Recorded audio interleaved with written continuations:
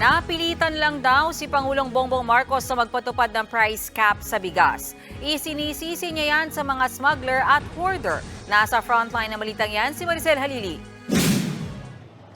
Muling namahagi ang pamahalaan ng sako-sakong smuggled rice sa mga benepisyaryo ng 4Ps sa General Trias, Cavite kanina. Bahagi ito ng mga nasabat na bigas ng Bureau of Customs sa Zamboanga City noong nakaraang linggo.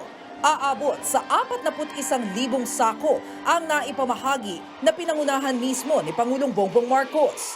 Sa kanyang talumpati, inamin ng Pangulo na ang mga hoarder at smuggler ang nagtulak sa kanya para magpatupad ng price cap sa bigas.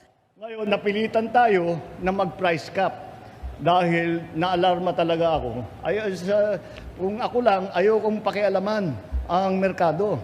Ngunit, hindi naman tama ang takbo ng merkado dahil kinakalikot nga ng mga hoarder at saka ng mga smuggler. Nitong mga nakaraang buwan, milyong-milyong pisong halaga ng smuggled na bigas ang nasabat ng mga otoridad. Ang mga hinihinalang smuggler binigyan ng 15 araw para umapela at patunayang lehitimo ang mga transaksyon. Base na rin sa RA 10863 o Customs Modernization and Tariff Act. Pero naiinip na raw ang Pangulo sa haba ng panahong binigay sa mga smuggler at hoarder. Tumatagal lang daw ang pagtugi sa kanila. Pangamba niya, baka makalusot lang sa batas ang mga ito. Sinusubukan natin ngayon bawasan yung 15 days into 7 days. Dahil kung legal ka na importer, hawak mo lahat ng dokumento.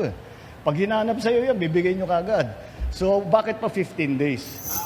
Sa gitna ng mataas pa ring presyo ng bigas, pinag-aaralan na raw ng economic managers ng pamahalaan ang iba pang maaaring alternatibo sa price cap. Ayon kay Socio-Economic Planning Secretary Arsenio Balisacan, hindi pa nila masabi kung hanggang kailan ito ipatutupad. It's temporary.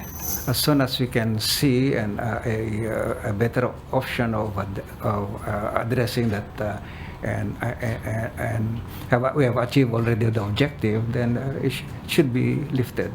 Nagbabalita mula sa Frontline, Maricel Halili, News 5. Mga kapatid, Lucy Cruz Valdez po, maging maalam at may pakialam sa mga napapanahong balita sa bansa. Tumutok at mag-subscribe sa News 5 social media pages.